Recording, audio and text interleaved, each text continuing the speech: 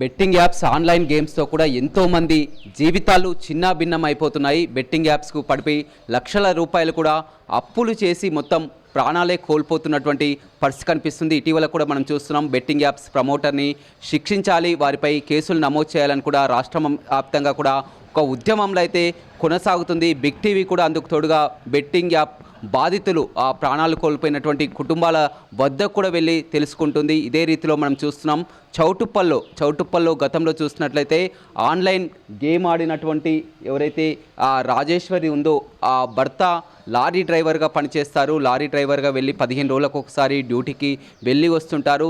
వచ్చినటువంటి డబ్బులని భార్యకే ఇస్తుంటారు. అదేవిధంగా భర్తకు తెలియకుండా కూడా రాజేశ్వరి మొత్తం బంధువుల వద్ద బయట స్నేహితుల వద్ద కూడా దాదాపు 20 లక్షల వరకు కూడా అప్పు చేసి ఆన్లైన్ గేమ్లో పోగొట్టుకున్నటువంటి పరిస్థితి కనిపిస్తుంది. చివరికి అప్పుల వాళ్ళంతా కూడా ఇంటి వద్దకు వచ్చి ధర్నా చేయడం, గోల చేయడంతో కూడా తట్టుకోలేక ఇద్దరు కుమారులు చూస్తున్నాం. ఎంతో అల్లారు ముద్దురుగా ఉన్నటువంటి ఇద్దరు కుమారులని ఆ ఇంటి ఆవరణలో ఉన్నటువంటి సంపులో పడేసి కూడా ఆ తల్లి కూడా అదే సంపులో పడి ముగ్గురు కూడా అక్కడ జల సమాధి అయినటువంటి పరిస్థితి కనిపిస్తుంది. ఆ తండ్రి కన్నీరు మున్నీరుగా విలపిస్తున్నటువంటి పరిస్థితి కనిపిస్తుంది. ఎందుకంటే రెక్కాడితే కానీ డొక్కాడైన ఒక కుటుంబం లారీ డ్రైవర్గా జీవనం గడుపుతూ కూడా ఇద్దరు పిల్లల్ని కూడా జీవనం గడుపుకుంటూ కూడా బ్రతుకు తెరువు కోసం లారీ డ్రైవర్గా వెళ్ళి 15 రోజులకోసారి ఇట్లా డ్యూటీకి వెళ్ళి వస్తుంటారు. కానీ ఆన్లైన్ గేమ్ కూడా ఆమె చూసినట్లయితే డిగ్రీ కూడా పూర్తి చేసింది. తను చదువుకోలేనటువంటి వ్యక్తి, భార్య మాత్రం చాలా చదువుకుంది, తెలివి కల వ్యక్తి కూడా ఈ విధంగా ఆన్లైన్ గేమ్ కూడా ఎడిక్ట్ అయి కూడా మొత్తం ఆ డబ్బులు కోల్పోయినటువంటి పరిస్థితి కనిపిస్తుంది. మొత్తం ఇద్దరు కుమారులను కూడా ఆ సంపులో పడవేసి కూడా ఆ తల్లి కూడా సంపులోనే దుక్కి చనిపోయినటువంటి పరిస్థితి కనిపిస్తుంది. మొత్తం ఇంకా మర్చిపోలేకపోతున్నారు. ఒక్కరే ఉంటున్నారు, ఒంటరిగా ఉంటున్నారు. మళ్ళీ అదే లారీ డ్రైవర్గా ఆ జీవనం గడుపుతూ ఉన్నారు. కానీ ఇప్పుడు ఇంటి వద్దకు వచ్చినట్లయితే ఎవరూ లేనటువంటి పరిస్థితి కనిపిస్తుంది. తన ఇద్దరు కుమారులు కానీ భార్య కానీ కంటికి రెప్పలా చూసుకుంటున్నటువంటి కుమారులు భార్య కానీ ఎవ్వరూ లేకపోవడంతో మళ్ళీ దిక్కులేని స్థితిలో కూడా ఇప్పటికైతున్నారు. ఇంకా ఈ విధంగా తమ కుటుంబానికి జరిగినటువంటి అన్యాయం మరి ఏ కుటుంబానికి కూడా రావద్దని కూడా ఆ కన్నీరు మున్నీరు అవుతున్నటువంటి పరిస్థితి కనిపిస్తుంది. ఏంటి మల్లేష్, పిల్లలు చూసినట్లయితే ఎంతో అల్లారు ముద్దుగా ఉన్నారు. అసలు ఏం జరిగింది? అదే ఆన్లైన్ గేమ్లోనే అయ్యింది సార్. ఇట్లా ఆన్లైన్ గేమ్ ఆడి చూసి ముగ్గురు చచ్చిపోయారు సార్. మా భార్య ఆన్లైన్ గేమ్ అప్లో వచ్చి ఇజ్జత్ చేసాం వల్ల సంపులేసి చనిపోయింది సార్. ఇద్దరు పిల్లలు, ఆమె, ముగ్గురు చనిపోయారు సార్. నువ్వేం పని చేస్తావు? నేను లారీ డ్రైవర్ చేస్తా సార్. నీకు ఈ విషయం తెలియదా అమ్మ ఇట్లా ఆన్లైన్ గేమ్స్ ఆడుతుంది? తెలియదు సార్, తెలియదు సార్. ఆన్లైన్ గేమ్ ఆడి డబ్బులు ఎక్కడ వచ్చేది అమ్మకు? డబ్బులు ఎలా వచ్చేది? డబ్బులు ఇక నేనే ఇచ్చేది సార్, నేను ఇచ్చేది. నీ దగ్గర అన్ని డబ్బులు ఎక్కడ? లక్షలు అది ప్లాట్ అమ్మి కట్టుకున్నాం సార్. అప్పు తీర్చుకోవడానికి ప్లాట్ అమ్మి కట్టుకున్నా. కానీ ముందడుగా ఈమెకు ఆన్లైన్ గేమ్ ఆడడానికి డబ్బులు ఎక్కడి నుంచి వచ్చినాయి? బయట తెచ్చుకుంది సార్, బయట తెచ్చుకుంది. వాళ్ళు వీళ్ళు ఇచ్చారు, అట్లయింది సార్. మీ తమ్ముని వద్ద కూడా తీసుకు? మా తమ్ముడే ఏరే కాడ ఇప్పించిండు 5 లక్షలు. ఆడ వచ్చి ఇంటికాడ ఇజ్జత్ తీస్తేనే ఇట్లా అయిపోయింది. ఎంత వడ్డీ? 5 రూపాయల వడ్డీకి ఇప్పించినాడు సార్. ఎప్పటి నుంచి ఇట్లా ఆడుతున్నారు? ఆడబట్టి 2 సార్లు కట్టినాం సార్. మేము 2 సార్లు కట్టినాం. మాకు కూడా తెలియదు. మా బామ్మార్దులు కట్టి నాకు చెప్పారు, ఇట్లా చేస్తుంది బావా చెల్లె, నీకు ఎరికేనా అంటే నాకు తెలియదు సార్, నేను డ్యూటీ పోతుంది, 15 రోజులకు ఒకసారి ఇంటికి వస్తుంది, మనం ఏం చూస్తాం సార్. వాళ్ళు చెప్పిన దాకా మాకు తెలియదు. 3 సార్లు కట్టినాం. ఎంత కట్టిండ్రు? కట్టినప్పుడు అలా 6 లక్షలు 5 లక్షలు కట్టి ఆడొద్దా అని చెప్పినాం. ఫోన్ కూడా గుంజుకున్నాం. మంచిగానే ఉంది, 3 నెలలు మంచిగానే ఉంది. మళ్ళీ ఫోన్ ఇచ్చినాం, మళ్ళీ స్టార్ట్ చేసింది. ఇంతైనా మళ్ళీ ఆడింది. చెప్పలే మాకు. చెప్పక పలానా కాడ తెచ్చుకున్నా అని చెప్తే మేము ఏదో ఒకటి చేయదు, వీళ్ళు అమ్మి కట్టుకుందు. చెప్పకనే ఇంత. కానీ ఆ రోజు ఏం జరిగింది? ఇంటి వద్ద అప్పులోళ్ళు వచ్చిండ్రా? అసలు చనిపోయే ముందు రోజు ఏం జరిగింది? ఆ రోజు అప్పులోళ్ళు వచ్చిర్రు సార్. సాయంత్రం నేను డ్యూటీకి వెళ్ళిపోదామని టిఫిన్ ఇట్లా అన్నీ పెట్టుకున్నా. ఆ రోజు ఏం లేదు. సాయంత్రం వచ్చిర్రు వాళ్ళు. నేను మా తమ్ముడు నాకు ఫోన్ చేసిండు, నేను కడతా తీరా అని చెప్పిన. వాళ్ళని తీసుకొచ్చిండు, అప్పులోళ్ళని తీసుకొచ్చి ఇంటి మీద లోలు 3 వచ్చిర్రు సార్. మా తమ్ముడు, 2 అప్పులోళ్ళు వచ్చి ఇజ్జత్ తీసిర్రు మా భార్యని. లంజలు అమ్మడని తిట్టిరు, పైసలు కట్టు లేకపోతే వాడదా ఇంటికాడ ఊకొని ఇజ్జత్ తీస్తే చనిపోయింది సార్. ఇద్దరు పిల్లలు కూడా చూస్తున్నావు, ఎంతో ముద్దుగా ఉన్నటువంటి 2 పిల్లలు ఆమె చంపేసారు సార్. అప్పులు ఇచ్చి. నీకు చెప్పినా కానీ ఏదో లారీ డ్రైవరో మళ్ళీ ప్లాటమ్మో ఏదో విధంగా అప్పు తీర్పుదు. అప్పు తీర్చిన సార్, ఆ, తీర్పిన సార్ సగం, ఆ. మళ్ళీ చేసింది. అట్లయింది. ఏంది మొత్తం కూడా మొత్తం చాలామంది మీ కుటుంబమే కాదు అన్ని కుటుంబాలు కూడా ఇట్లా బలైపోతున్నారు. ఏం చెప్తావు నువ్వు? చాలా ఓళ్ళు కావద్దు సార్, నా లెక్క జీవితం ఓళ్ళు ఆగం కావద్దు, ఓళ్ళు ఈ ఆట ఆడొద్దు సార్. ఆ, అందరి లాగా నేను జీతం నా ఫ్యామిలీ కోల్పోయినా సార్. 10 ఏళ్ళ జీతం పోయింది నాది, ఆ. కష్టం పోయింది, పిల్లలు వేరు పిల్లం వేరు, అంతా రోడ్డు మీదకి బతికైంది సార్ నాది. అంతా రోడ్డు పోనీ ఏం గతి లేకుండా అయిపోయింది సార్. ఇప్పుడు ఎట్లా ఉంటున్నావు? ఒక్కను ఎట్లా ఉంటున్నావు? ఒక్కనే ఉంటాను సార్, డ్యూటీ చేసుకుంటా, మా నాయన నేను ఉంటున్నాను సార్. కనీసం పిల్లలు బతుకున్నా కానీ వాళ్ళని చూసుకుంటాను. పిల్లల్ని బతుకున్న 2 కొడుకులు ఉంచుకుంది సార్. చచ్చే అవసరమే లేదు సార్. ఆమె ఇంత భూమి ఉంది, ఇంత ఇల్లు ఉంది, అమ్మి కడదు సార్. చెప్పకనే అంత ఆగం చేసి అంత ఆగం చేసుకుంది సార్. నువ్వు పిల్లలకు 10 రోజులకు ఒకసారి వచ్చేది డ్యూటీ కోసం, కేవలం పిల్లలను చూడడానికే ఇట్లా డ్యూటీకి వచ్చేది. వచ్చినప్పుడు ఎట్లా ఉండేది పిల్లలు నీతో? మంచిగానే ఉండేది సార్, మంచిగా తర్వాత వచ్చిన మంచిగా ఉండేది. మంచిగానే ఉండేది.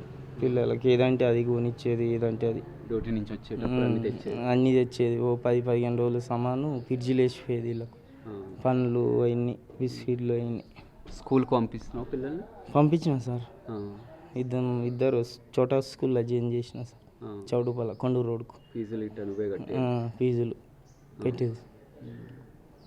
ఇంత దారుణం అంత దారుణమైంది సార్. ఈ బెట్టింగ్ యాప్ వల్ల ఈ జీవితాలే ఆగమవుతున్నాయి సార్.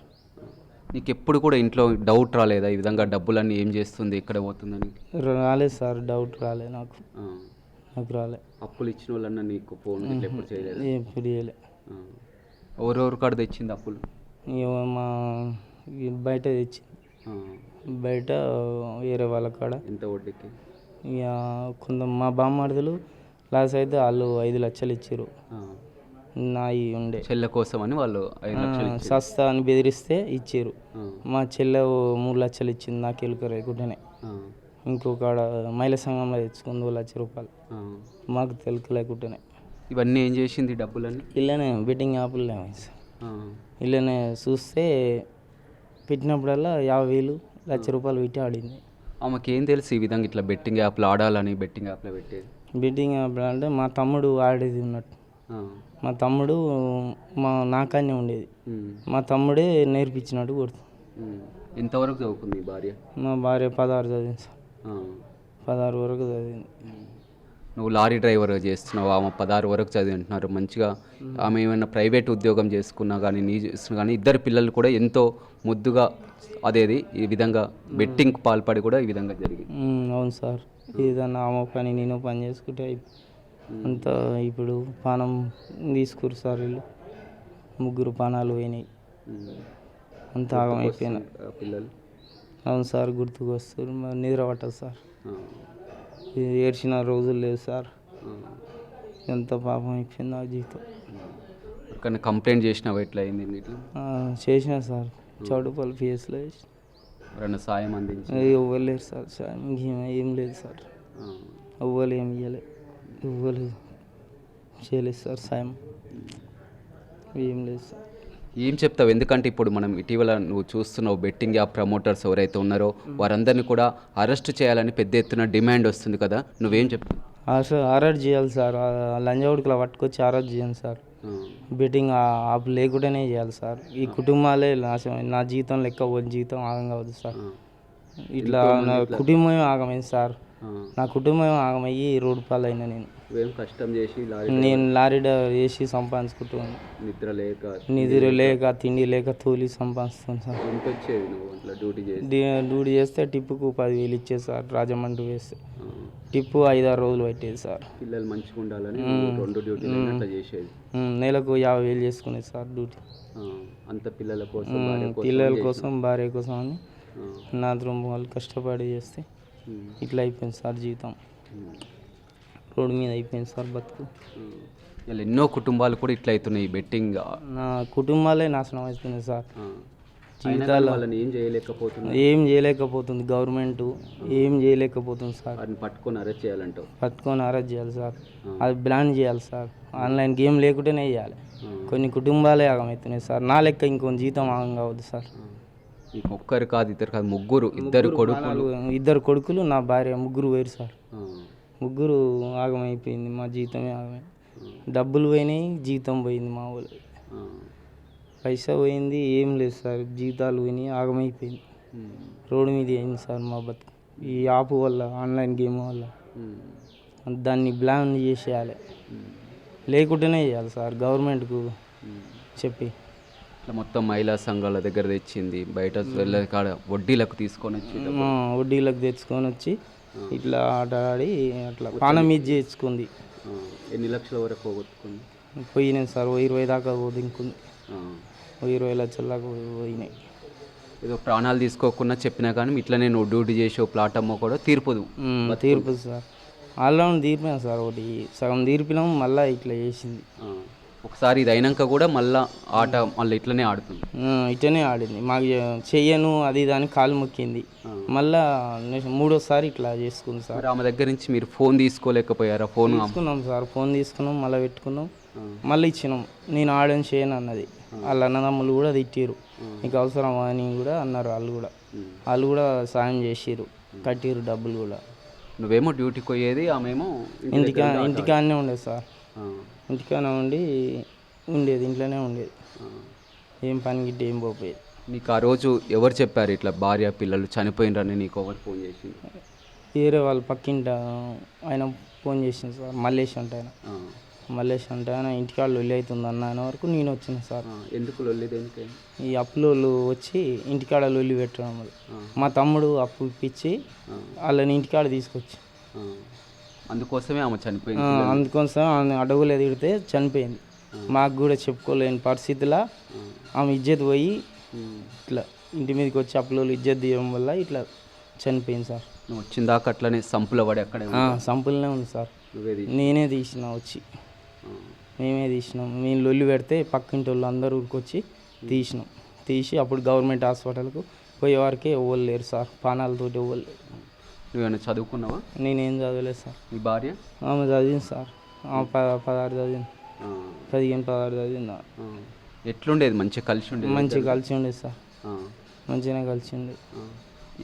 ఈమెకి ఎప్పటి నుంచి అలవాటు ఈ గేమ్? ఇంతకుముందు ఎట్లుండేది పెళ్ళి అయినప్పుడు? తర్వాత ఇప్పుడు మంచిగానే ఉండదు సార్.